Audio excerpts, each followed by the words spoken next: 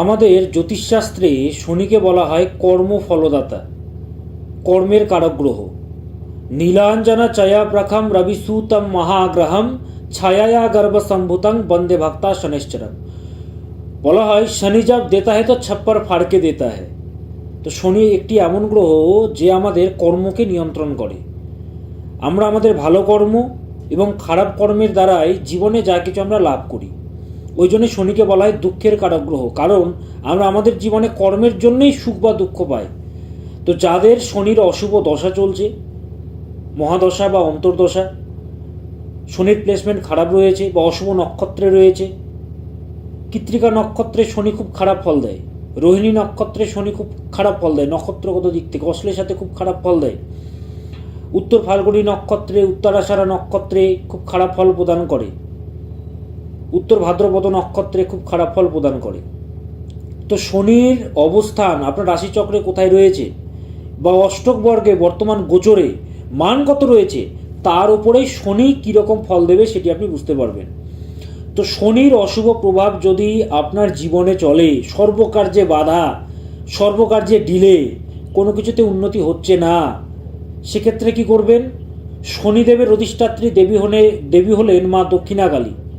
মা দক্ষিণাকালীর পুজো, মা দক্ষিণাকালীর মন্ত্র জপ, মা দক্ষিণাকালীর মন্দিরে গিয়ে অন্তত সপ্তাহে একবার করে প্রণাম করে আসা উচিত। তো দক্ষিণাকালী মন্ত্র কি? ওম ক্রিম শ্রীমদ্দক্ষিণে কালিকায় নমঃ, ওম ক্রিম শ্রীমদ্দক্ষিণে কালিকায় নমঃ।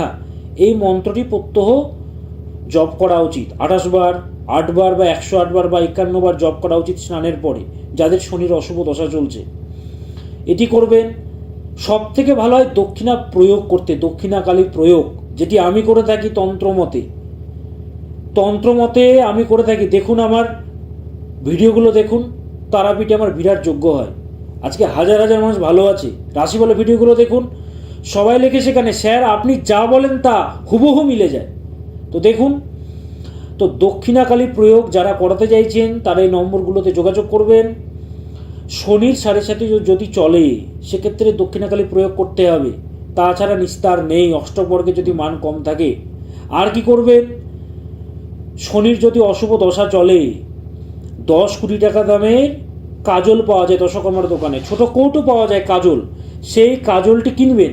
কিনে নেওয়ার পরে আপনার মাথাতে 7 বার ঘোরাবেন, শনিবার দিন সন্ধেবেলা ঘোরাবেন। ঘুরিয়ে নেওয়ার পরে সেই কাজলটিকে কোনো আম গাছের নিচে গিয়ে পুঁতে দিয়ে চলে আসবেন।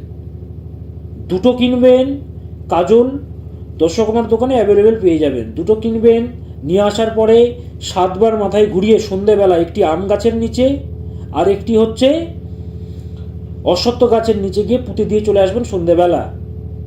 এটি অত্যন্ত কার্যকর একটি ক্রিয়া।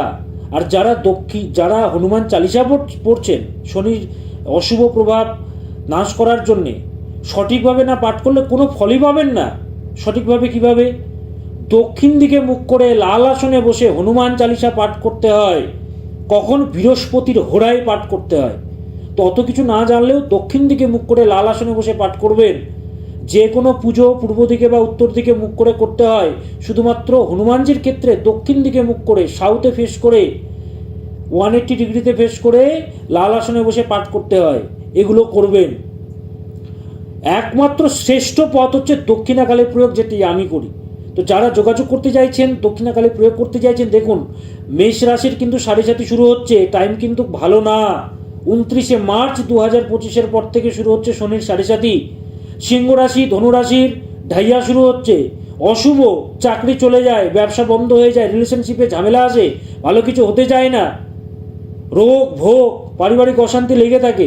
তো সেই জন্য যারা যোগাযোগ করতে চাইছেন 3টে নম্বর দিচ্ছি, 9330367782, 9330367782। আপনার স্ক্রিনে দেখতে পাচ্ছেন 9330367782। এই নম্বরে যোগাযোগ করবেন, নতুবা 9800004486 স্ক্রিনে আপনারা দেখতে পাচ্ছেন, দেখুন দিয়ে দিয়েছি 9800004486। এই নম্বরে যোগাযোগ করবেন, নতুবা 8346807735, 8346807735। এই 3টে হচ্ছে বুকিং নম্বর, বিজি হেল্পলাইন নম্বর। তাই এই নম্বরে যোগাযোগ করবেন। সবাই ভালো থাকুন, সুস্থ থাকুন। নমস্কার।